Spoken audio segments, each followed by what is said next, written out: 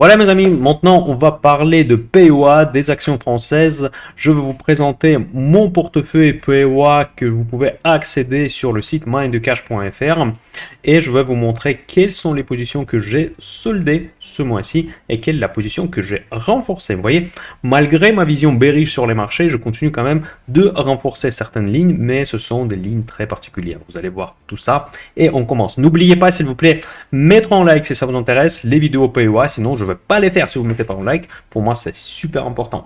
C'est gratuit pour vous, c'est juste un clic. Pour moi, c'est vraiment une véritable aide dans le développement de cette chaîne.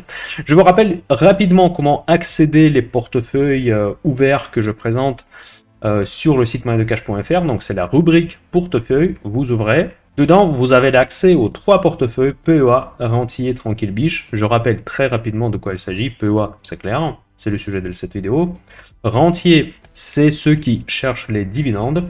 Et le portefeuille tranquille biche, c'est le portefeuille pour ceux qui ne veulent pas prendre du risque. C'est vraiment les bons pères de famille. D'ailleurs, ce sont des très belles performances que je fais actuellement dans ce portefeuille.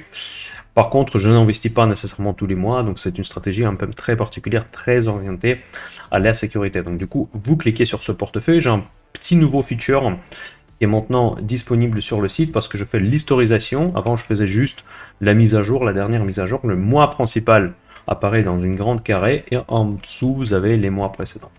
Voilà, maintenant nous allons continuer à le regarder. Moi, j'ai fait le suivi de mon portefeuille sur Guru Focus. J'ai dû reprendre cet abonnement qui est hors de prix. La première chose la plus importante, ma plus grosse pondération que j'ai soldée, mes amis, ce mois-ci, c'est ST Micro. ST Micro, il a fait un superbe parcours. On va le voir tout de suite. Et j'ai encaissé le gain de 46,9%. Donc ça, c'est déjà pas mal, je trouve, que pour clôturer la position. Pourquoi je l'ai clôturé? Donc là, on voit ça tout de suite. Voilà, et ceux qui doutent que l'analyse technique, c'est quand même quelque chose d'utile, vous pouvez voir que dès qu'on arrive à une résistance majeure, et là, les niveaux actuels pour ST Micro, c'est résistance majeure, ce sont des niveaux que nous avons vus en novembre 2021.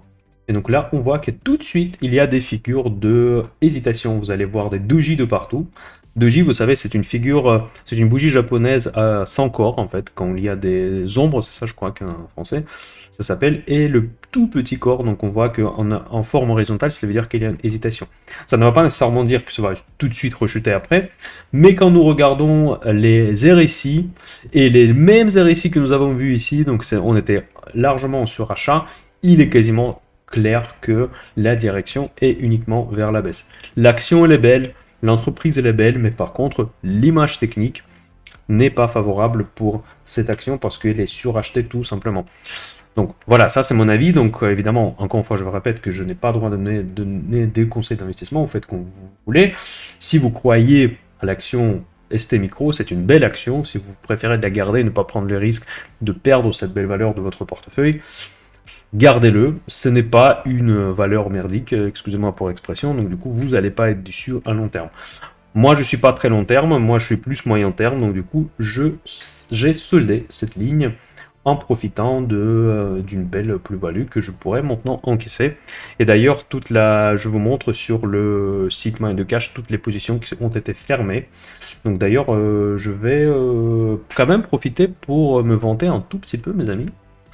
C'est bien parfois de le faire, que bon, je trouve que je suis assez honnête, contrairement à certains autres youtubeurs, voilà, donc c'est dans ce portefeuille, toutes sont ces positions que j'ai fermées. Voilà, ST Micro, 46,9%. Les autres positions que je fermais, c'était top. En mois et demi, Thermader 30%, Total Energy, Rubis, Alten. Donc on a eu vraiment de très très beaux parcours avec le portefeuille PEA. Donc si ça vous intéresse, rejoignez-nous sur mindcash.fr pour avoir l'accès au portefeuille. Et en plus, vous pouvez même choisir votre profil si vous êtes investisseur très frileux, vous pouvez suivre Tranquille Biche. Si vous êtes plus agressif, vous pouvez faire PEA, ou bien si vous cherchez les revenus passifs, c'est les dividendes. Voilà. Ensuite, pour le reste, bon, le marché monte maintenant, c'est très facile de se vanter pour dire que voilà, ça c'est la vie est belle.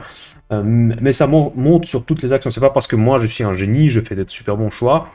Bon, je pourrais le dire, ça serait sympa, mais c'est pas le cas malheureusement. Donc Air Liquide, évidemment, belle valeur avec une belle performance de 20% et demi. Ensuite, L'Oréal. L'Oréal, c'est une candidate à solder. Je pense que je vais peut-être la solder avant attendre la prochaine vidéo du mars sur le PEA. Parce qu'elle est quand même relativement chère, c'est une belle valeur, c'est la catégorie A. Mais par contre, avec déjà une plus-value de 11%, 11,6%, bon, c'est pas fou, mais c'est quand même une valeur de catégorie A. Donc je m'attendais pas à quadrupler ma mise. Donc peut-être c'est le temps de jouer un petit peu de la sécurité, vu le niveau de marché de CAC 40. Vous voyez, c'est pratique de structurer comme ça mes vidéos. Si vous me regardez dans les vidéos de Café de Dimanche, j'ai commencé par l'analyse technique, notamment de CAC 40, et du coup, ça rentre bien dans le contexte de portefeuille PEA. Je vous rappelle, si vous n'avez pas vu la vidéo Café de Dimanche, si vous n'êtes pas reçu, si vous n'êtes pas sage, vous ne regardez pas mes vidéos de dimanche, et vous allez regarder cette vidéo uniquement pendant la semaine en mode découpé. Je disais que je passe quand même assez bearish sur les marchés actuellement, et sur CAC 40 j'attends une correction, même si je ne m'attends pas à une chute phénoménale.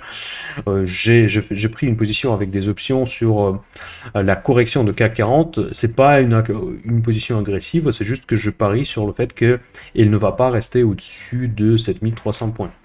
Voilà, c'est ça mon pari, c'est ni plus ni moins, donc c'est pas un pari extrêmement risqué. Voilà, Schneider Electric 18%, mais par contre je garde cette action parce qu'il a quand même du potentiel. Danone, bon, moins 3,6, mais c'est une valeur assez défensive. Sanofi, 8,9, mais c'est récent, ça c'est sympa parce que là on a acheté il n'y a pas longtemps. Et c'est une valeur sympathique.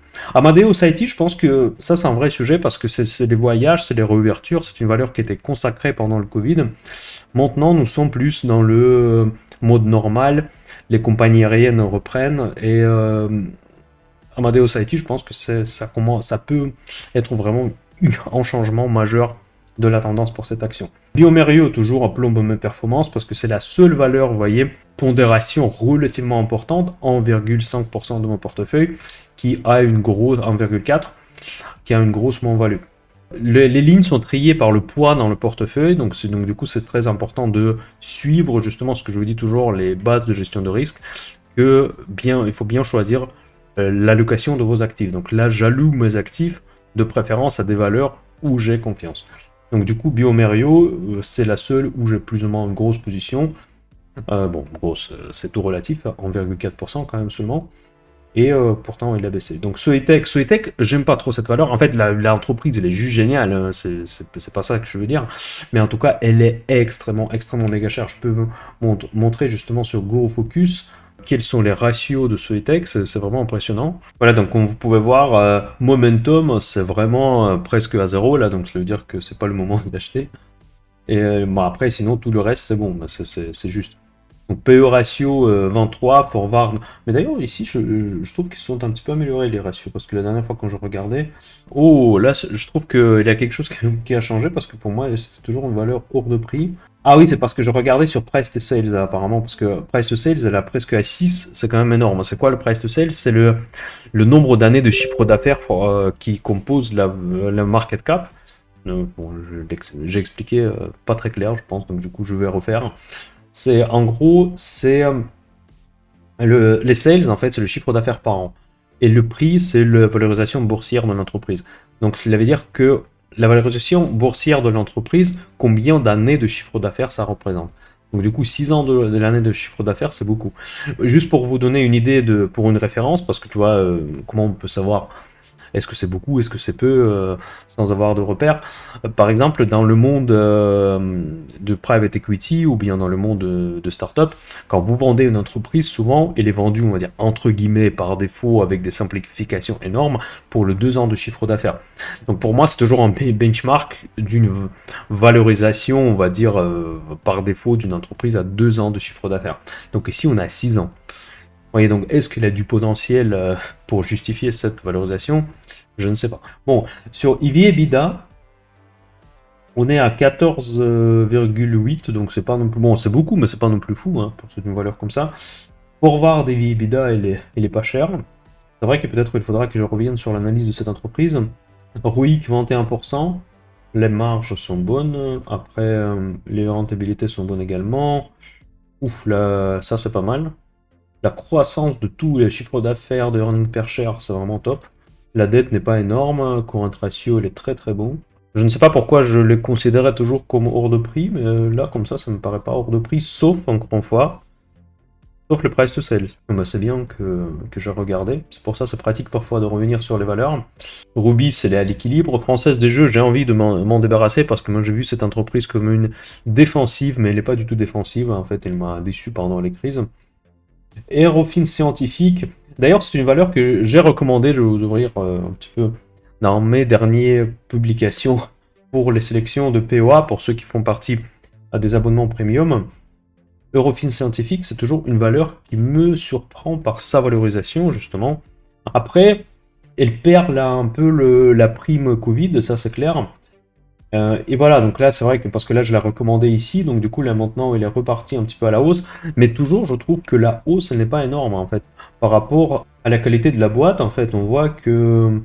Bon, ok, il a repris combien? Il a repris 8,4. C'est pas énorme, hein, c'est pas énorme par rapport au niveau du CAC 40 actuel. On va regarder pareil, on va regarder comment on a fait pour Soitec. Bon, ici, vous voyez, donc la profitabilité 10 sur 10. On voit les ratios forward PE 18. Sur EV/EBITDA, on est à 10. Donc EV/EBITDA, c'est le principal pour moi parce qu'il tient compte de la dette. Tout ce qui est vers 10, pour moi, c'est vraiment bon marché. Et price to sales, ici, on n'est même pas à 2. Donc, c'est une entreprise qui n'est pas chère du tout. Elle est rentable. La rentabilité, normalement, elle est bon. Elle est 10% de rentabilité, 15% ROI. Ensuite, depth, 71%, mais ça, c'est normal pour cette activité. Piotrowski F-Score, je ne sais pas si ceux qui ne connaissent pas, en fait, Piotrowski F-Score, il regroupe plusieurs ratios pour donner en ce chiffre une notation quelque part. Et il est à 7, donc 7 sur 9, donc c'est vraiment top. C'est mieux que Soitec tout à l'heure qu'on a vu. Altman Z-Score, c'est la probabilité de la faillite. Tout ce qui est au-dessus de 1,8, donc la probabilité est faible, donc on est à 3,16, donc c'est rien du tout. Interest coverage, 50 fois les intérêts sont couverts par les bénéfices, donc c'est vraiment une entreprise très très bonne. Et la marge brute, elle est bien supérieure à celle de Soitec. Bon, c'est con de comparer les deux parce que ce n'est pas du tout le même secteur, mais vu que ce sont deux entreprises dans lesquelles on a regardé les fondamentaux, je trouve que c'est pas mal. Et là, maintenant, il a fait une énorme correction, mais ça c'était après le Covid parce qu'il y avait une prime Covid énorme. C'est normal que cette prime elle ait disparu. Maintenant, elle s'est stabilisée et on ne s'attend qu'une seule chose, qu'elle reparte à la hausse. Et avec les fondamentaux qu'on voit maintenant, c'est tout à fait normal qu'un jour cette valeur nous apporte une belle surprise, n'est-ce pas? Après, on rentre vraiment dans les petites lignes dans mon portefeuille. C'est moins de 1%, vous voyez, donc Neoen, c'est le Neoen Voltalia, j'ai acheté ensemble pour une exposition sur des valeurs des énergies renouvelables, mais ce sont des très petites positions, donc 2,8. L'autre, il est en deuxième plus grosse perte.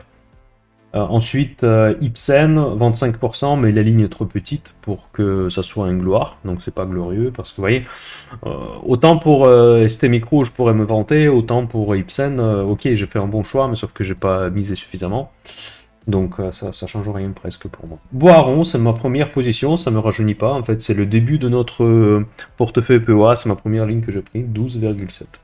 Depuis longtemps, bon, c'est pas glorieux non plus. Euronext, il y en a beaucoup qui m'ont demandé de l'analyser. Le problème de l'Euronext, comme moi je le souviens, c'est la dette, parce qu'il a acheté Borsa Italia, et depuis, elles prennent un petit peu, parce que là, vous savez, toutes les bourses, ils ont un petit souci, en fait, elles sont sensibles au taux. Vous allez me dire pourquoi, comment ça se passe. En fait, c'est tout simplement parce que ils gagnent de l'argent sur les leviers. En fait, quand on vous propose des produits à levier, ils gagnent de l'argent sur le spread de taux qu'ils vous appliquent par rapport au taux sans risque. Bref, je ne vais pas rentrer en détail. Mais en tout cas, pour eux, les sources des revenus, c'est justement l'écart des taux. Et quand les taux commencent à monter, du coup, leurs produits deviennent plus chers, donc du coup, ils sont moins utilisés, etc., etc.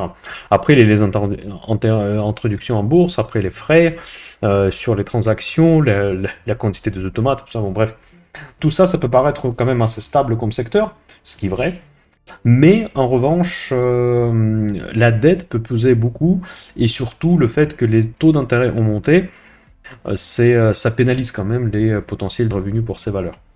Et si on regarde l'analyse technique, on a vu le bottom quand même autour de 60 euros, donc ça c'était vraiment en beau niveau. Et ensuite, on ne fait que monter. Donc ça, et en plus, on monte avec une pente assez importante. Donc vous voyez, c'est quand même assez joli comme rebond. Mais c'est une valeur quand même relativement tranquille. Donc du coup, il ne faut pas s'attendre qu'elle va faire plus 40% en une journée. C'est pas une biotech. Et là, nous arrivons quand même à des niveaux qui sont assez puissants. Franchement, là, je dirais, je pense que j'ai déjà communiqué quelque part sur Euronext quand il était très bas. Mais aujourd'hui, je pense que c'est quand même, il a à son prix qui est relativement correct. La même qualité de valeur, donc 71 sur 100 Go Focus Score, c'est le minimum par rapport à ce qu'on a vu pour les sociétés précédentes. Donc ici, on voit les marges qui sont très bonnes. PE ratio qui est faible. Ensuite, EV EBITDA à 13 et Forward à 11. Donc non, il n'est pas très cher, mais par contre, la dette justement. La dette, 82% des fonds propres. Finalement, c'est pas si fou que ça, mais par contre, l'interest coverage, regardez, 12,6, vous vous souvenez, pour Eurofin Scientific, on a vu, elle était à 71% de dette par rapport à leurs fonds propres, mais coverage était 54 fois. Ici, il est seulement 12. 12, ça commence à être déjà plus fragile, parce que bon, ça, c'est pas en défaut, mais quand même, c'est dommage. Vous voyez, Altman Z-Score, c'est ça que ça explique. C'est pour ça qu'il est un peu sous-valorisé, et il vous paraît souvent sous-valorisé. C'est pour ça que vous m'avez demandé sur Telegram de l'analyser, j'imagine. Bah justement parce que ça ne va pas dire qu'il va faire faillite, mais sa situation, elle n'est pas saine. Quand on regarde Altman Z-Score, je vous ai dit tout à l'heure que 1,8, c'est le seuil du risque, donc tout ce qui est au-dessus, c'est aucune chance de faillite. Tout ce qui est en dessous, il faut voir, on est à 0,6, on est quand même loin. Donc ça veut dire que je pense que c'est lié justement à la dette et la couverture de cette dette par le résultat. Moi je rentre pas pour l'instant, donc moi ça m'intéresse pas. Je regarderai peut-être plus CIMI parce que j'ai plus les bourses des futurs que les bourses d'actions. En tout cas voilà, donc là je vous ai donné mon avis, j'espère que ça va vous servir. Voltalia c'est pareil, donc ça c'était une exposition sur les renouvelables. Euronext on a vu. Voilà, Calray, mes amis. Ça, c'est une action que j'ai renforcée. Voilà. Calray, c'est un spécialiste des semi-conducteurs avec du Edge Computing. Edge Computing, c'est quoi? C'est le calcul. Bon, c'est un peu difficile à expliquer parce que c'est le calcul proche de l'élément qui déclenche l'action. Donc, en gros, par exemple, vous pouvez avoir un processeur qui est centralisé, par exemple, sur un serveur quelque part à distance, ou bien vous avez les petits appareils qui sont vraiment embarqués sur un gadget. Et donc, du coup, ça, c'est Edge Computing, c'est vraiment proche à cet appareil de client final. Voilà. Donc, je ne veux pas rentrer trop dans les sujets geeks. En fait, je fais déjà une vidéo, d'ailleurs, je pense que dans l'intelligence artificielle, je parlais de tout ça. Des accélérateurs graphiques, de tout ça. Donc, j'ai mis ma casquette d'un informaticien. Calray, c'est vraiment Edge Computing qui est très important aussi pour tout ce qui est intelligence artificielle. Et c'est pour ça que je me suis exposé un petit peu sur cette valeur. Et c'est vrai, je l'ai fait parce que mon exposition d'avant, c'était 0,4% de portefeuille. C'est comme si je ne l'avais pas presque dans le portefeuille. Et maintenant, cette valeur, elle prend 0,8%. C'est déjà quelque chose de plus significatif. Et je trouve que Calray, il est quand même un peu survendu.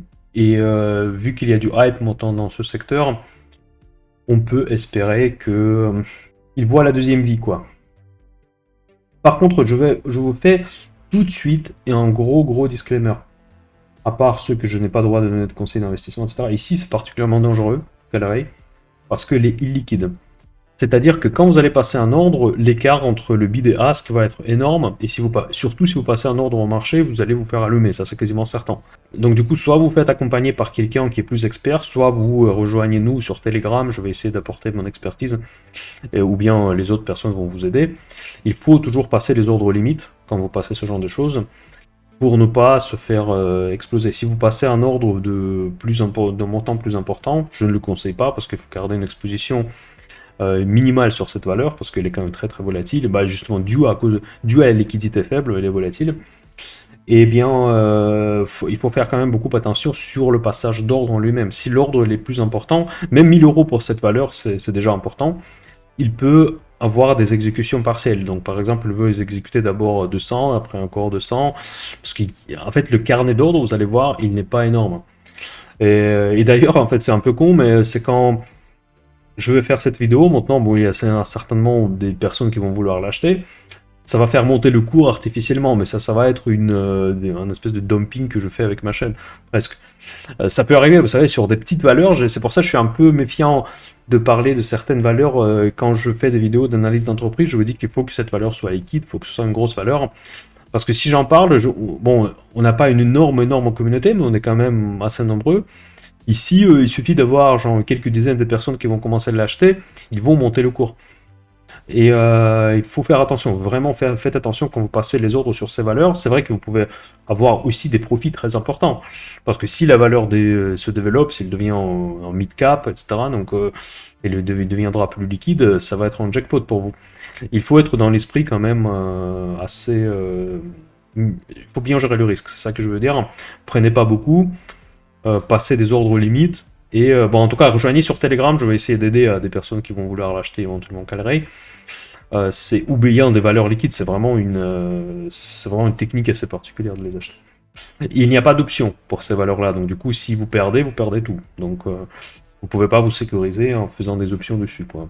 Voilà mes amis, c'est tout pour ce bloc POA, j'espère que ça a été utile, j'espère que c'était intéressant de connaître mon avis sur les valeurs françaises, sur le CAC 40, sur ceux que j'ai achetés et sur ceux que j'ai vendus. Donc j'espère que ça va vous permettre de prendre une décision d'investissement plus sensée, même si je n'ai pas le droit de donner de conseils. Donc n'oubliez pas en like s'il vous plaît, si vous kiffez quand je parle de POA et des valeurs françaises notamment. Ça me permettra vraiment de voir votre intérêt par rapport aux différents contenus que je propose sur Mindcash. Et n'oubliez pas que si vous voulez rejoindre Option Invest, c'est cette semaine. Après, les prix seront plus élevés. Je augmente les prix cette semaine. Donc dépêchez-vous. Et rejoignez-moi sur Telegram et sur mindcash.fr. Je serai ravi de vous voir faire partie de notre communauté. Allez, à très bientôt, Mindcash. Bye bye.